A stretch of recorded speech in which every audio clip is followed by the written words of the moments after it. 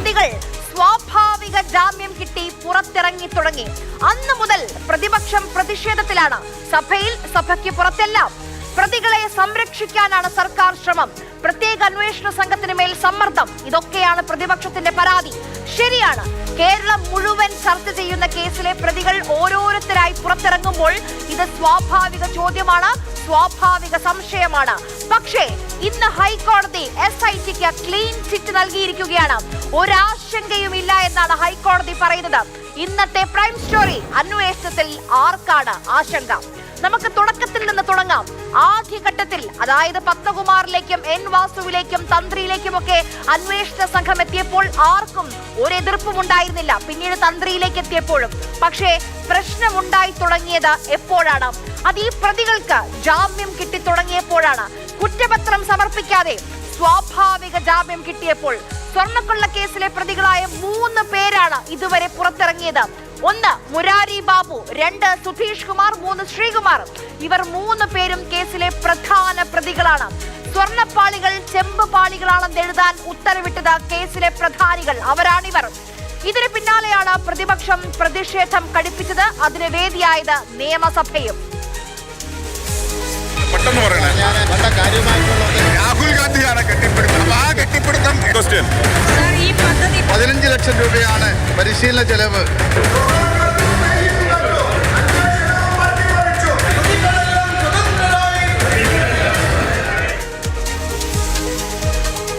സർക്കാരിനും ഒപ്പം പ്രത്യേക അന്വേഷണ സംഘത്തിനും ആശ്വാസമാകുന്ന വാക്കുകൾ ആണ് ഇന്ന് ഹൈക്കോടതിയിൽ നിന്ന് കേട്ടത്.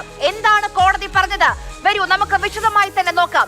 ഏറ്റവും പ്രധാനപ്പെട്ട കാര്യം ഹൈക്കോടതി പറയുകയാണ്, SITയുടെ ശബരിമല സ്വർണ്ണക്കൊള്ള കേസിൽ പ്രത്യേക അന്വേഷണ സംഘത്തിന്റെ അന്വേഷണം ശരിയായ ദിശയിലാണെന്ന് ഹൈക്കോടതി ഇന്ന് പറയുകയാണ്. ഹൈക്കോടതി നിരീക്ഷിക്കുകയാണ്. പ്രതികൾക്ക് സ്വാഭാവിക ജാമ്യം കിട്ടുന്നുണ്ട്, പക്ഷേ അതിൽ ആശങ്ക വേണ്ട എന്ന് കോടതി പറയുന്നു.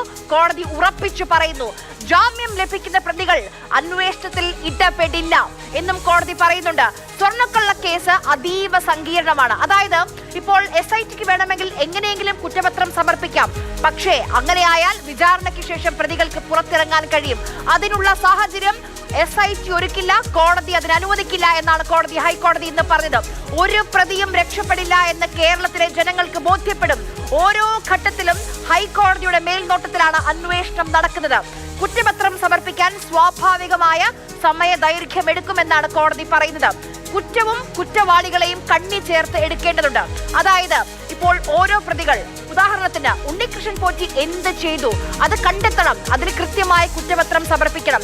എന്താണ് മുരാരി ബാബു ചെയ്തത്, എന്താണ് സുധീഷ് കുമാർ ചെയ്തത്, അങ്ങനെ ഓരോ പ്രതിയും എന്ത് ചെയ്തു എന്ന് കണ്ടെത്തണം. അത് കുറ്റപത്രത്തിൽ കൃത്യമായി തന്നെ വരികയും വേണം.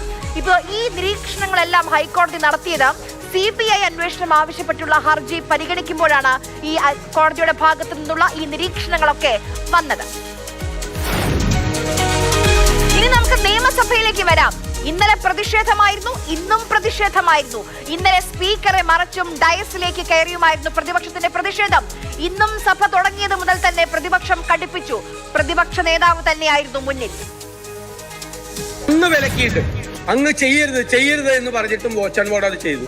അങ്ങ് വിലക്കുന്നത് പരസ്യമായിട്ട് അങ്ങ് അവരെ വിലക്കി ചെയ്യരുതെന്ന് പറഞ്ഞു.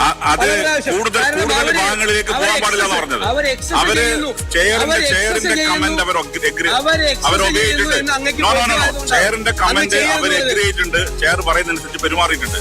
അത് കൂടുതൽ ബഹുമാനപ്പെട്ട പല അംഗങ്ങളും അവരുടെ മേക്കിട്ട് കയറി സംഘർഷത്തിലേക്ക് പോകാതിരിക്കാൻ വേണ്ടിയാണ് വിഡ്രോ ചെയ്യാൻ പറഞ്ഞത്. അങ്ങനെ വിഡ്രോ ചെയ്യാൻ പറഞ്ഞത്, അല്ലാതെ സംഘർഷം ഒഴിവാക്കാൻ വേണ്ടിയാണ്.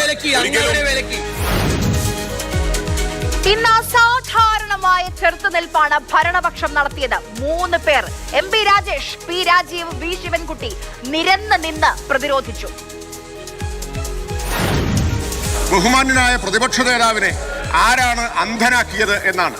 ഗാന്ധാരിയെ പോലെ സ്വയം അദ്ദേഹത്തിന്റെ കണ്ണ് കെട്ടി എന്ന് വേണം മനസ്സിലാക്കാൻ. സർ, അവിടെ ചാടിക്കയറിയ പടങ്ങൾ ഇന്ന് പത്രത്തിൽ വന്നിട്ടുണ്ടല്ലോ.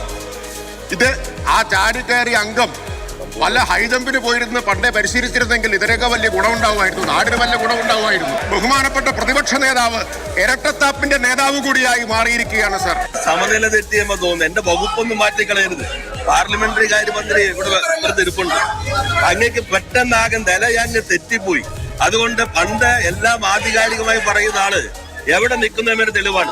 ഞാൻ എന്നൊറ്റ വികാരത്തിനകത്ത് അടിപ്പെട്ട് കിടന്ന് നിരവധി അവസ്ഥയിലേക്ക് കേരളത്തിന്റെ പ്രതിപക്ഷ നേതാവ് മാറുമ്പോ എന്നുള്ളത് അങ്ങേയറ്റം ദുഃഖകരമാണ് എന്ന് മാത്രമേ എനിക്ക് സൂചിപ്പിക്കാനുള്ളൂ. ഇപ്രാവശ്യം അദ്ദേഹം മുഖ്യമന്ത്രിക്ക് വേണ്ടി പഠിച്ചുകൊണ്ടിരിക്കുകയാണ് സാർ. മുഖ്യമന്ത്രി ആവുന്നതിന് വേണ്ടി പഠിച്ചുകൊണ്ടിരിക്കുകയാണ്. ഒന്നാം പിണറായി ഗവൺമെന്റ് വന്നു, രണ്ടാം പിണറായി ഗവൺമെന്റ് വന്നു, മൂന്നാമതും പിണറായി ഗവൺമെന്റ് വരുമെന്നുള്ള കാര്യത്തിൽ സംശയമില്ല സാർ. അതുകൊണ്ട് സാർ ആവശ്യമില്ലാതെ ഒന്നും ഈ വിരട്ടലൊന്നും ഞങ്ങളോട് വേണ്ട. ആവർത്തിച്ച് പ്രതിപക്ഷ നേതാവ് വി ഡി സതീശൻ സഭയിലും പുറത്തും പറയുന്ന ഒരു കാര്യമുണ്ട്. ഭരണപക്ഷം സോണിയാഗാന്ധിയുടെ കാര്യം പറയുന്നു, പക്ഷേ ഞങ്ങൾ, അതായത് പ്രതിപക്ഷം, മുഖ്യമന്ത്രിയുടെ കാര്യം പറയുന്നില്ലല്ലോ എന്ന്.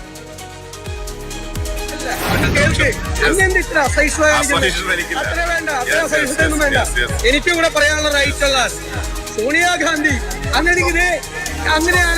അങ്ങനെയാണെങ്കിൽ മുഖ്യമന്ത്രി പിണറായി വിജയന്റെ കൂടെ ഉണ്ണികൃഷ്ണൻ പോറ്റി നിൽക്കുന്ന പടം ഉണ്ടല്ലോ, ഞങ്ങൾ അധിക്ഷേപിച്ചില്ല.